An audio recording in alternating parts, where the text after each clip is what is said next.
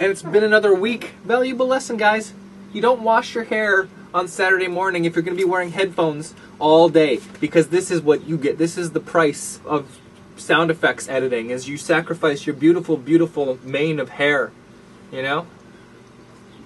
Oh, you guys. Oh, man. I have been working on this thing. You just don't even know, because I don't tell you. So how could you know?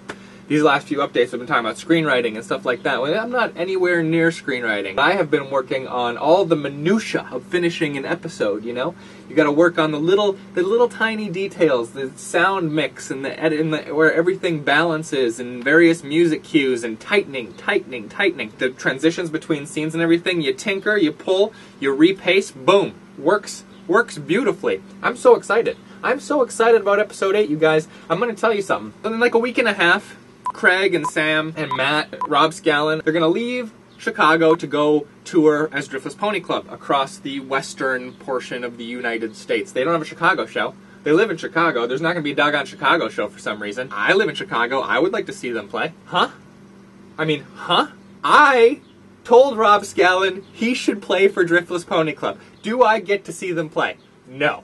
I hope you guys have tickets to their shows, because it's going to be so good. The point is, they're leaving in like a week and a half to go on this tour. And my objective is to have the cast and crew screening for episode 8 before they leave. That means we are desperately close to finishing the episode. I gotta start color correction today. When will it be released on YouTube? It's a good question, you know? What Hollywood does is, first of all, they get together, a group of executives, and they say, what's the best date to release a movie? I like, June 6th. And then they try to decide what movie they're going to make. I used to like set end dates for myself, and then I'd rush, and then some things wouldn't be as good. So I don't do that anymore. Although I kind of am doing that here. I want to get the cast and crew screening done before they go, because they're gone for like a month. So I want everybody to see it and weigh in before I put it out on YouTube. That's their last chance to be like, you know what didn't quite work for me? Just any kind of feedback before I show it to you guys. Within the next couple weeks, there should be a trailer with a release date. At this point, like, it's been so long, you're used to a world without a new episode of the Platoon of Power Squadron. We all are. We live in that world day to day. There are no new episodes of Platoon of Power Squadron ever, except for that 1 week. I am going to beat the year. I have never had it be an actual year between episodes. I've always cut it under the gun.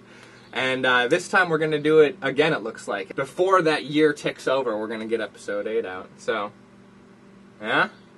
Speed demon right here. So we saw The Fault in Our Stars this week. Before I start this, I'm going to say no spoilers, okay? If you haven't read Fault in Our Stars, if you've been saving it for that perfect occasion, no spoilers. What I am going to say is that I really enjoyed the movie. I did write a movie review of it for those of you who are interested. Link in the doobs to it too. For those of you who don't care about that, what I am actually going to say about The Fault in Our Stars movie, I read the book, really loved the book, went to the movie at a late screening. Here.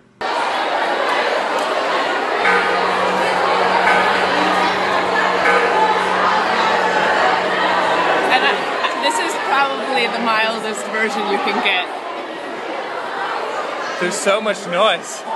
There's so much teenage noise. We didn't go to the actual Night Before Our Stars, the 7:30 screening, because Eliza was working until 9. So we went to the 11:55, and it was good. Did we cry? Answer: yes, we cried. We did a lot. But then the next day I was hovering. Like, John Green keeps tweeting about stuff, and he did that live show, and he talks about wanting to beat The Edge of Tomorrow, which, by the way, looks very good. And I want to see The Edge of Tomorrow because it was written by the dude who wrote Jack Reacher, Christopher McQuarrie, and Usual Suspects, and directed by Doug Liman. He did Swingers and Mr. and Mrs. Smith, Born Identity, Go. He did all those. And Tom Cruise movies are always fun. And Emily Blunt's amazing. Anyway, it doesn't matter. He keeps talking about how this $12 million movie, Fault in Our Stars, has the chance to be #1 at the box office this weekend, beating a movie that was made for like $160, $180 million, whatever it was. Huge, big budget, 3D effects spectacle. For those of you who don't follow all the Hollywood stuff, Hollywood Studios and the Hollywood studio system is all about the opening weekend. Those 3 days, now 4 days, a lot of movies come out that Thursday night. 4-day period determines if your movie is a success or not. So I've been hovering over all this stuff, and Fault in Our Stars is doing amazingly. And I would love to hear what you guys thought of the movie. I was watching YouTube reviews of the movie, like Chris Stuckman's review of it. And one person's comment, which I just thought was hilarious, was like something along the lines of, oh, just a formula for success that they just whipped together and threw it out there to be eaten up by the masses. And I'm sorry, I don't remember the username of that person. I'm not going to go back and look it up. No one said, I want to make a quick buck.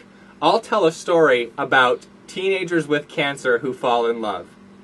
Like, no studio thought, oh, you know what we should make and have like a huge opening weekend on is that book that came out about those kids with cancer, and they fall in love. Let's release it for the summer. YouTube puts everybody's opinions at the front and center, and you are allowed to chime in on everything. That's the deal. The truth that has taught me. There's no way to please everybody. I hope The Fault in Our Stars movie does wonderfully. Shailene Woodley was unbelievable. And by unbelievable, I mean she was so believable. She was amazing. So I hope you guys have a good week. I'm going to get back to work on this. That's the Pops logo. Let me know what you thought of The Fault in Our Stars movie. I assume most of you saw it. Let me know in the comments, and I will see you guys in a week.